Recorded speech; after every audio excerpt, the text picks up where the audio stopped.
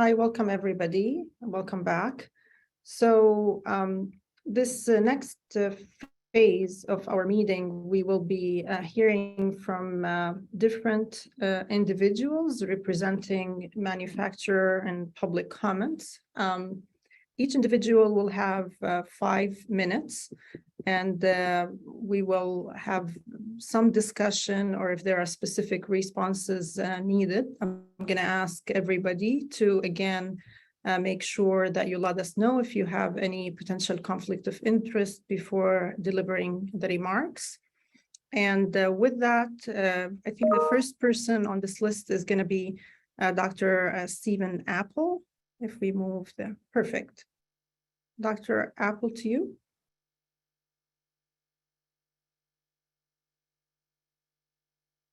I am not hearing Dr. Apple.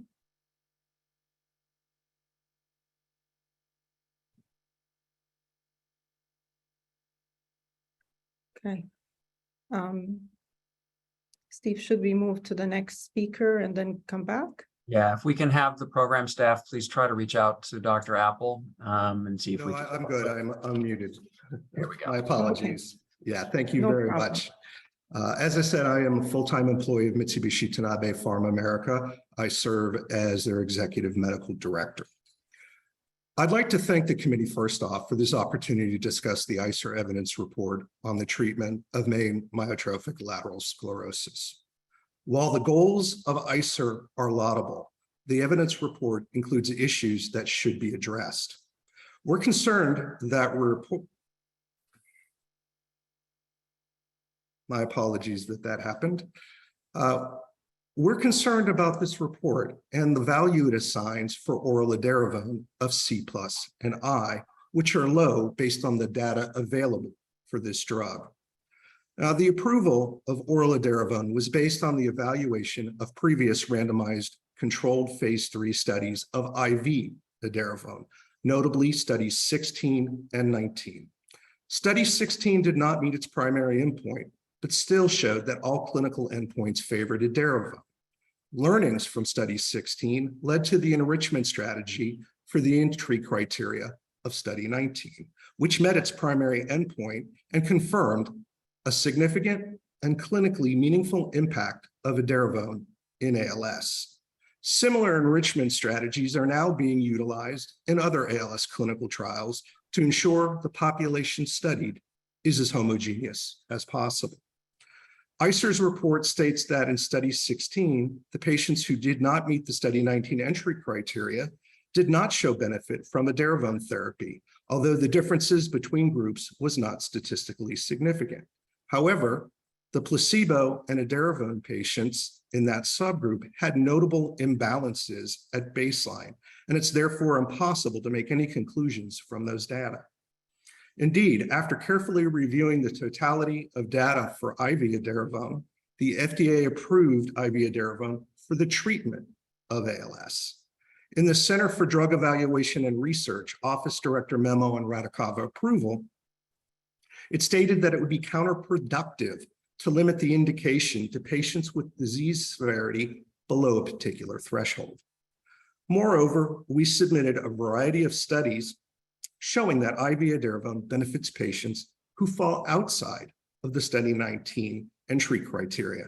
Yet the report does not take those studies into consideration. ICER also did not take into consideration IV edaravone's recently published survival data. In this real-world analysis using claims-based data, IV edaravone in a large, predominantly riluzole-treated US cohort was associated with a 6-month prolonged overall survival compared with not using IV edaravone. While data from adequately powered RCTs are needed to support this finding, we find that it's important to be included. The ICER report does include the Witzel et al. Study from Germany, a small real-world evidence study that has several critical methodologic problems.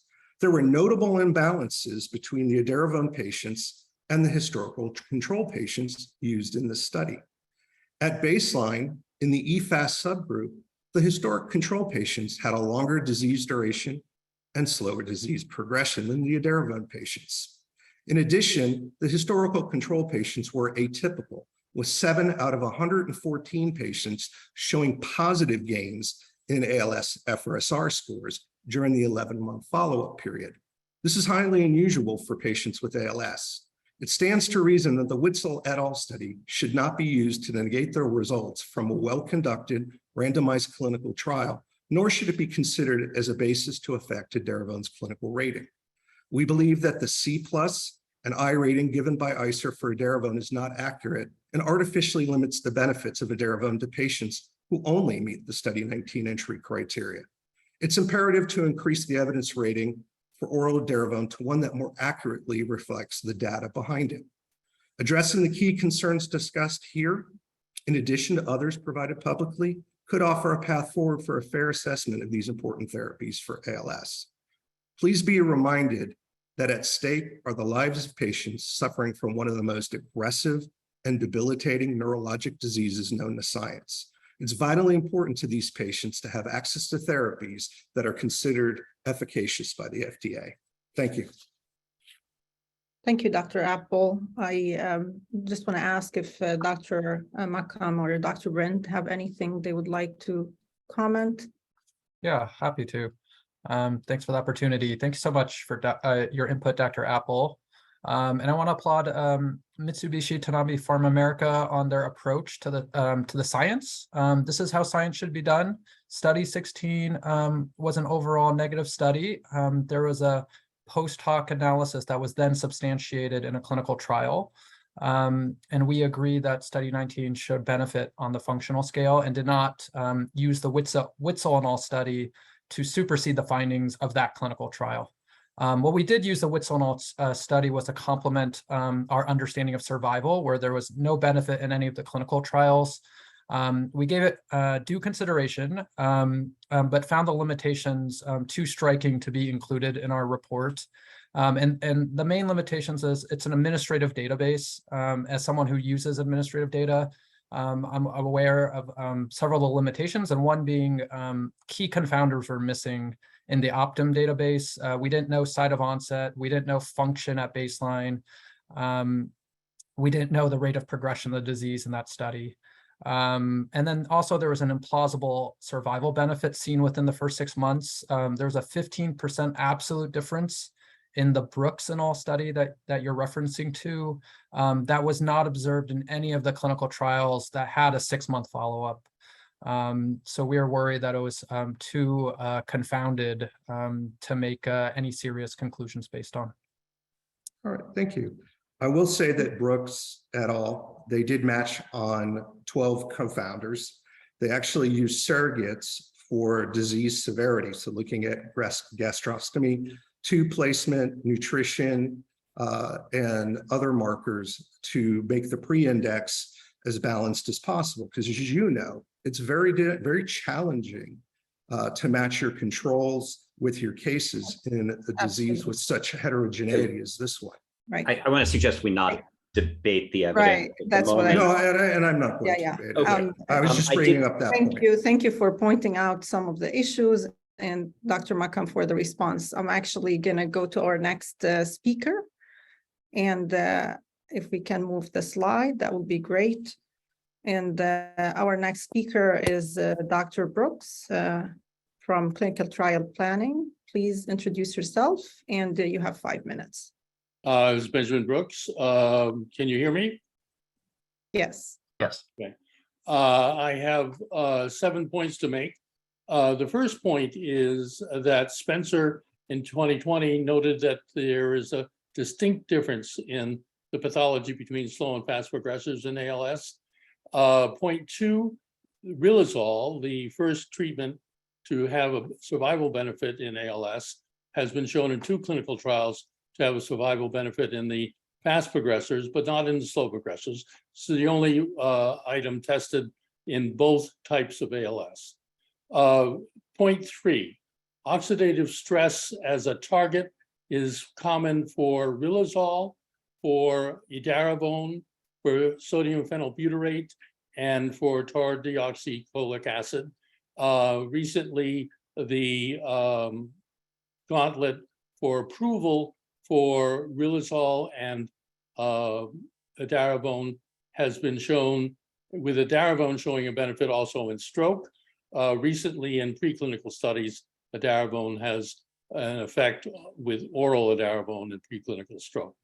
Now, TAM in 2019 identified that when you look at a clinical population, 3 out of 5 patients will have oxidative stress as the main component that is present in that population, microglial activation 1 out of 5, and retrotransposon 1 out of 5. So it's not unexpected that those treatments against oxidative stress will be most significant with respect to seeing a clinical effect. And this was shown, obviously, for the riluzole and for the edaravone. And it's of interest with respect to the sodium phenylbutyrate and the tardeoxycholic acid. Recently, the Oki and Kaji group from Japan showed an additional pathway, the methylcobalamin pathway, based on looking at the homocysteine toxicity, also had a potential benefit. So I think we're getting to a point here where it's going to be exciting to see how we can put the drugs together, like Dr. Lewis and Dr. Shmaskin pointed out, with respect to AIDS treatment and multiple treatments. I do want to add, in addition, that El Shalabi and Keogh did look at edaravone with respect to the effect on whether it changed the rate of progression across different King staging, and found that there was no difference. However, that paper showed that there was a benefit on ALS FRSR progression in the different stages. And so one has to be careful looking at the outcomes with respect to whether you may have a benefit on ALS FRSR that doesn't change the King staging. And this was shown to be true as well. One point that was brought up today that was of concern was whether there was a neurofilament effect of sodium phenylbutyrate and tardeoxycholic acid. Recently, the Biogen stopped a clinical trial where there was an elevation in neurofilaments and change in ALS FRSR. And so I think we need more information with respect to the underlying mechanism of action of this drug. Thank you. Thank you, Dr. Brooks. I think noted, your comments are noted, and I would actually ask to go to the next speakers. We appreciate those comments. Okay, the next speaker is Mr. Steve Kowalski. Please go ahead. Hi, everyone, and thank you for this opportunity. My name is Steve Kowalski. I have no conflict of interest disclosures or updates. I was diagnosed with sporadic ALS in 2017. I'm 58 years old and I live in Boston, Massachusetts. When I was told I had ALS 5 years ago, I never thought I'd be here today, let alone still be able to speak and still have the functionality needed to be part of this important discussion. I have 3 adult children who also live in Boston. Their lives have also been impacted. My mobility is very limited as ALS has affected my lower body. I rely on them for assistance. My ALS may be progressing slowly, but it's still progressing every moment of every day. It feels like I'm slowly being buried alive. At the time I was diagnosed, the FDA approved IV Radicava. I quickly went on it. I've since transitioned to oral Radicava. It is much better in terms of my quality of life and eliminates the risk of port infections. Approximately 12 months ago, based on Amylex's published center trial data and under the care of my neurologist, I decided to compound AMX0035 myself. I've had little or no side effects. I've also been taking riluzole since 2017. I am convinced it's the combination of these treatments that has slowed my ALS progression. At the end of the day, I'm a guy fighting ALS with every tool available to me to stay alive and function as long as I can. In terms of approved treatments, the current toolbox is severely limited. Speaking of fighting, one thing I've learned is that fighting ALS itself is only half the battle. Persons living with ALS fight in so many other ways, whether it's private insurance, Medicare, the FDA, federal and state government health policymakers, right to try, EAP, etc.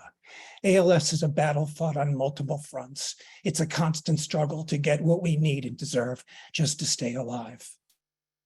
I will not be discriminated against because of a disease that has afflicted me and my family. Innovative treatments that slow or stop progression seem to be the current research pipeline trend. Making ALS a livable disease will only be possible with access to these proven and approved treatments. I'm very proud of the medical and research community and the life science industry here in Boston that focus on ALS. Collectively, it is second to none. As a Boston area organization, I am not as proud of the work ICER has completed in publishing the report we are discussing today, specifically in 3 key areas. The methodology and cost analysis data is incomplete, especially in comparing a rare, rapidly progressing terminal illness to other livable diseases with more treatment options. I agree with the National Council on Disability. The quality scale is discriminatory and an inadequate understanding and analysis of the heterogeneous complexity of ALS progression and current longer time to diagnosis. As a result, I feel ICER should and can do better. Current legislation pending and recently passed aims to reduce out of control rising prescription drug prices. This is not a disease-specific issue, but a pervasive ongoing economic problem in the current United States healthcare system. The ALS community should not be targeted to meet stated objectives to control costs. In my opinion, health economics often get their drug valuation analysis wrong. They're too focused on math that makes dollars the main determinant. Right now, many health economists rely on outdated cost of effective analysis to assess the drug's value and whether it's worth its price. I follow closely and support another Boston-based organization called No Patient Left Behind. They propose an alternative methodology called generalized cost-effective analysis, which asks a broader set of questions that more fully capture the value of a medicine. 2 key example questions are, what are the savings over the entire lifespan of the drug when the drug goes generic? Will the drug ease the burden on caregivers with evidence of reducing cost in total care of services? I encourage you and others on this call to review their approach and consider their strategies. Again, that's nopatientleftbehind.org. In closing, I call on ICER to become a better partner in the ALS community. Work with us to determine and formulate a fair, comprehensive analysis of treatments for terminally ill patients like me. Treatments that can bridge a person living with ALS through to the day when a cure for ALS is discovered. I thank you for your time. Thank you, Mr. Kowalski. We really appreciate you being here with us today, sharing your story and reminding all of us of the burden and the barriers that patients deal with. We do appreciate that very much. Actually, Steve is, David, I think David might want to respond to some of it, please. Go ahead. Yeah, I don't know, Steve, before I respond, I have a couple of things I want to talk about, but I don't know if you want me to talk about discrimination and the quality as part of this now, or if that's something we want to talk about later. However you want to do it, go ahead. Okay, that's fine. So first, let me just talk about the issues you raised at the end, Mr. Kowalski, about caregiver costs and burdens. We included those in the modified societal perspective, and we do that as best we can. And it did not substantially affect pricing. The idea that drugs going generic in the future and the savings down the road will substantially affect cost effectiveness. If you look at what's happened with pricing of drugs in the United States, as drugs go generic, often the generic drug is more expensive than the drug was initially at launch price because prices have gone up over time. So it's not at all clear that that helps on the cost effectiveness side. So just to understand, these are things we look at and think about But it's not so simple to just say, gee, there's this other group doing it better, as opposed to there are other things you can do that might make drug costs look better if you make assumptions for them that really aren't validated in the world. In terms of the QALY being discriminatory in ALS, ICER, long prior to this review, created a different measure called the equal value life year to deal with the possibility of having a therapy that extends life without dramatically improving quality of life. That actually doesn't happen that often across therapies, but you can imagine a therapy that would do that. And it turns out that AMX fits into that bucket. It extends life for about 5 months without dramatically improving quality of life. It slows progression a bit, but that life extension is out of all proportion to the improvement in quality of life. And so we do this measure that values that life extension as if a person is healthy. And as a result, it's not discriminatory at all. If anything, it's assuming that everybody with ALS during their life extension is valuing that life extension just as much as if the drug had made them healthy. And that's obviously an overestimate, if anything. It's certainly not discriminatory against people with ALS, and it's not discriminatory against the drug. Thank you. Thank you, David. I'm sure more of this will be discussed later as well. We're going to go next to our next speaker, and that is Mr. Sonny Browse.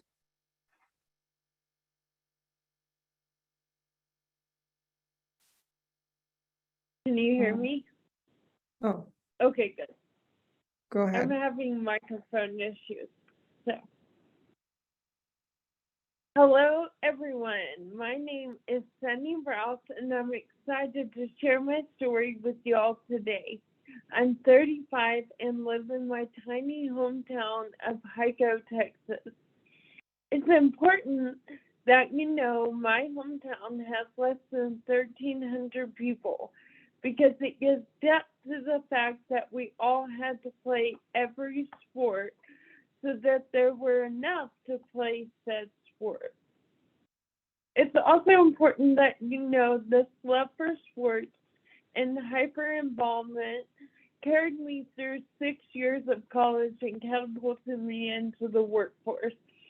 I hope that smidge of knowledge about who I am at my core strengthened your understanding of my heartbreak when in April 2013, at 26, I could no longer close my glove during a softball game, and eventual devastation of diagnosis with the ALS just weeks before my 28th birthday. There are a lot of things to hate about this disease, but in the sake of time and strains on the limits of my positivity, we'll try to keep it brief. Now, I know what you're thinking. She is too young and vibrant for a terminal disease, and believe me, I could not agree with you more. That's one of those zero fun, sir, annoyingly hard to pronounce and frustrating nuances about ALS, heterogeneity. See, my disease progression is mine alone. My ALS doesn't look like Steve's or any number of people you know in this community. There is no one-size-fits-all, no equation that balances the symptoms to the lifespan, and no passing go to collect $200. I'm part of a group called Her ALS Story. We are made up of women who were all diagnosed before our 35th birthday.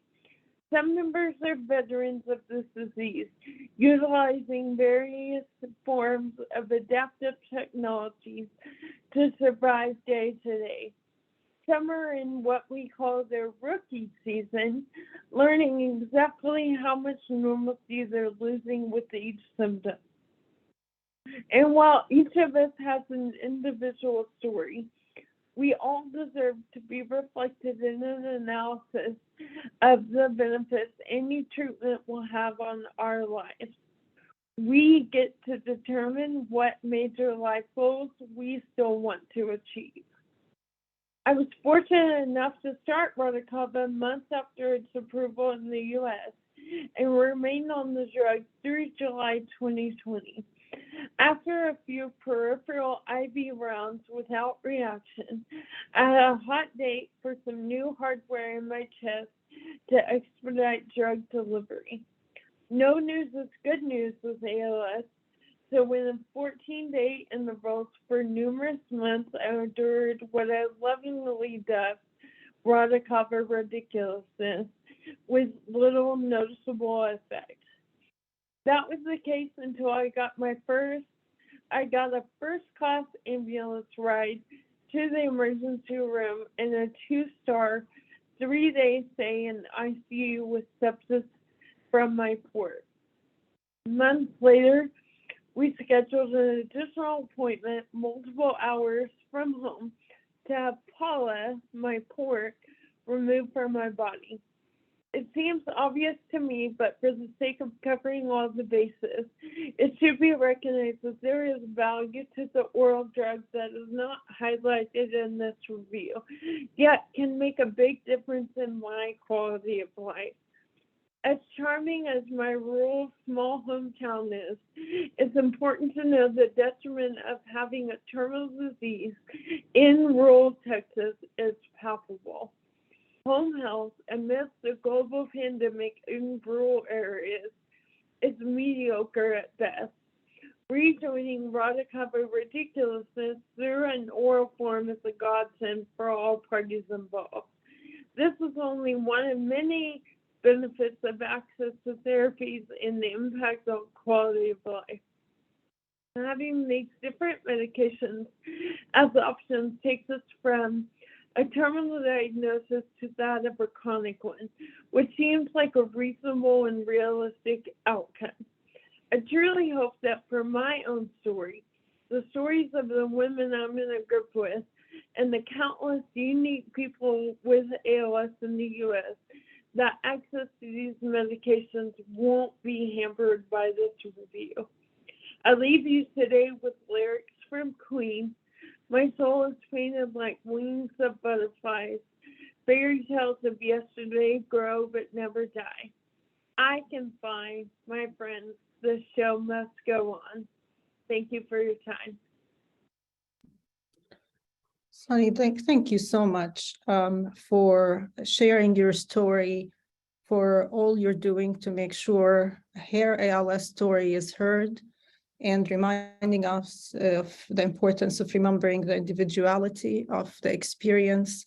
We really, really appreciate that you're here with us and appreciate the perspective you're sharing with us. Thank you. Thank you. Our next speaker is Mr. Kaufman from the ALS Association. Please go ahead. Thank you. And my name is Scott Kaufman. I'm the volunteer chair of the ALS Association Board of Trustees, and I have no personal conflicts of interest to disclose. I want to start by thanking the Midwest CEPAC and ICER for giving me the opportunity to provide remarks here today. The ALS Association is the largest philanthropic funder of ALS research in the world, and the only organization that provides a wide range of care services in all 50 states to people living with ALS and their families. Charitable contributions from several corporations, including Amyotrophic and Mitsubishi Tanabe Pharma America, help to support our work. The association was also an early grant funder of AMX 0035, and these grants included a standard payback provision capped at 150% of our grant. Any funds received as part of this provision will be used to fund new research to find treatments and a cure for ALS. I'm speaking here today on behalf of my son, Stephen, who is living with ALS, as well as for all people living with ALS and their families, friends, and caregivers. Stephen was diagnosed with ALS 10 years ago when he was just 27 years old. Now, many people believe ALS is a disease that strikes older populations, but as you've seen here today, this is not the case. It can strike at any age, even a healthy 27-year-old man. As a parent, I can assure you that it's the worst possible diagnosis you can hear about your child. Stephen, like many others living with ALS, continues to defy the odds and statistics. As you know, those who are diagnosed with ALS on average have a life expectancy of 2 to 5 years. Stephen has lived with ALS for 10 years and enjoys a very meaningful life. 3 years after he was diagnosed, he married his true love. And then 3 years after that, Stephen and my daughter-in-law made me a grandfather. And just last year, Stephen was honored by the Naismith Basketball Hall of Fame as a superfan. So even at this late stage of the disease, Stephen is a husband, a parent, and a son dedicated to and engaged in his community in so many important ways. On behalf of Stephen and the entire ALS community, I want to clearly state that I agree with the National Council on Disabilities that ICER's methodology discriminates against my son and everyone living with ALS. The methodology, which is flawed in so many ways, will result in a report that will be used by private and public insurers to determine access to new ALS drugs that can extend the quality of life. Its report will be used to decide who gets new ALS drugs and what prior authorization barriers must be overcome. I'm concerned that this report and its recommendations will create more obstacles to accessing treatments that can have a meaningful impact on the lives of people living with ALS now. Echoing Dr. Shemaskin's prior commentary, I believe the absence of real-world and US-based caregiving data that must be considered in determining the value of these therapies, is a fatal flaw in the ICER report. And because ALS is a neurodegenerative disease, people living with ALS need caregiving support, and that need increases as the disease progresses. New ALS drugs such as AMX0035 and oral edaravone extend the quality of life for those living with ALS and reduce caregiving costs. This is not reflected in the ICER report, and it should be. Further, I strongly believe that the report will have a chilling effect on ALS research now and in the future. There is a lot of interest and investment in finding treatments for ALS.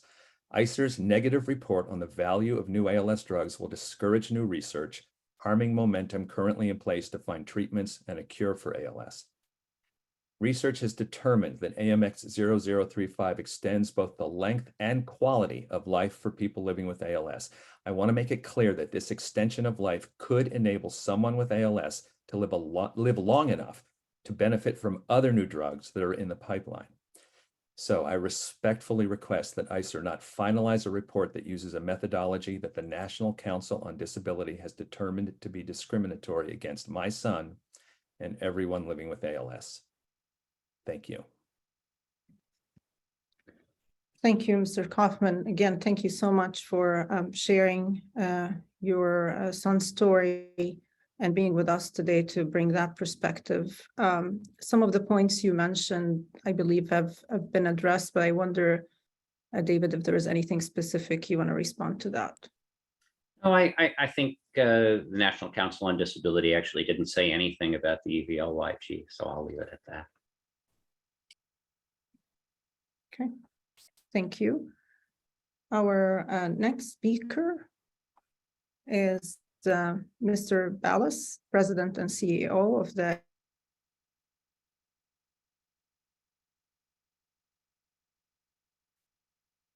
Are we on? I think Reem froze there, so why don't you go ahead? Okay, thank you. Good afternoon. My name is Kalanit Ballas, and I'm the President and CEO of the ALS Association. And today I'm speaking on behalf of people living with ALS, their families, and their friends. The ALS Association is the world's largest philanthropic funder of ALS research and the only organization that provides a wide range of care services in all 50 states to people living with ALS and their families.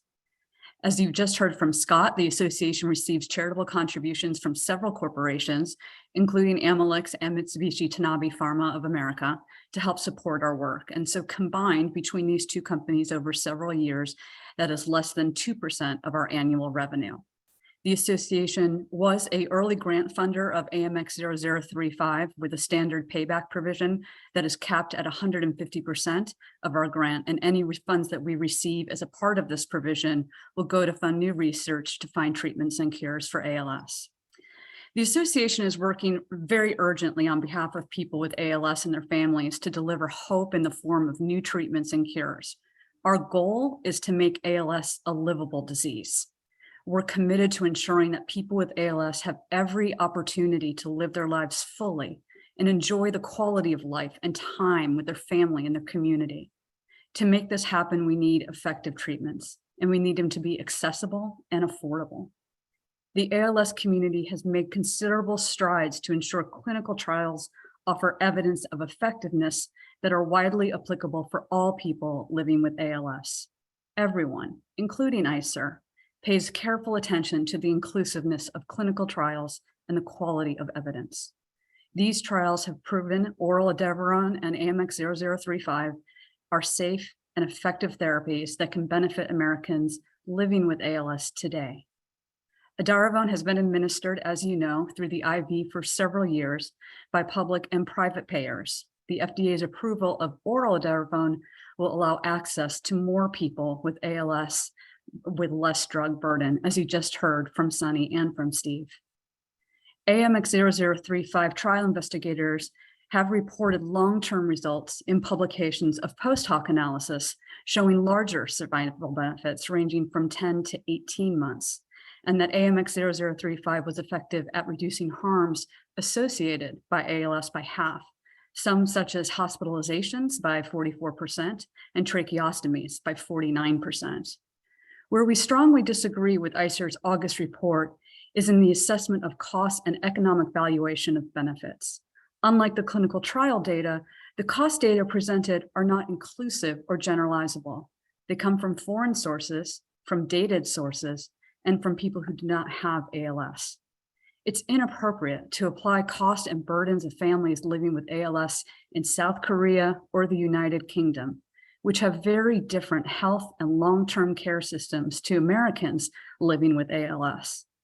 It's also inappropriate to determine the value of life for people who suffer serious disability by surveys of people who know nothing of ALS or its challenges, and has been found by as you know, by the National Council of Disabilities to be discriminatory.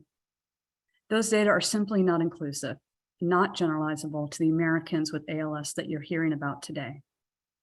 The scientific community takes great pains to scrutinize clinical trials before generalizing it to broader populations.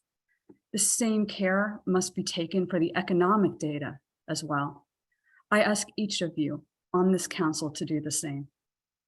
Are cost data and quality data used in these models generalizable to the Americans living with ALS? I think the answer is no. Do these data meet the standards of inclusion and power you expect from data on clinical benefit? Again, the answer seems to be no. These aren't abstract questions. The ICER report ignores the quality of cost data and makes recommendations on pricing and relative benefit. And yet we know that insurers control spending not only through price negotiation, but also through administrative restrictions.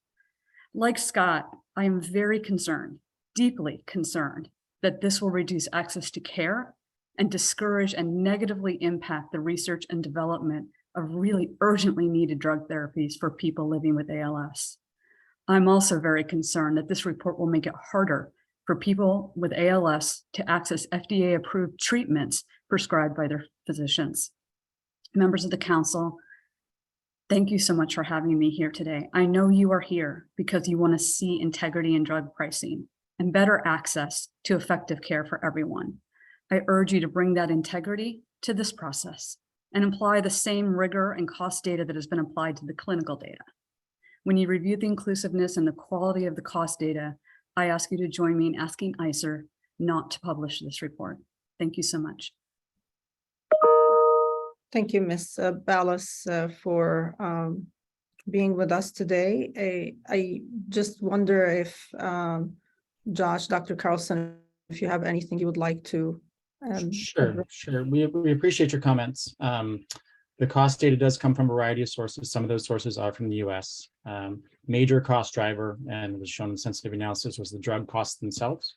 And so those should be taken into consideration. We did ask manufacturers and other groups to provide us cost information that they were or could have generated. We did not receive that, so we used the best available sources that were out there. As you mentioned, the EQ5D was taken from patients with ALS. So that is from patients with ALS. And we do include the EVLYG as David spoke to previously. Thank you. Thank you.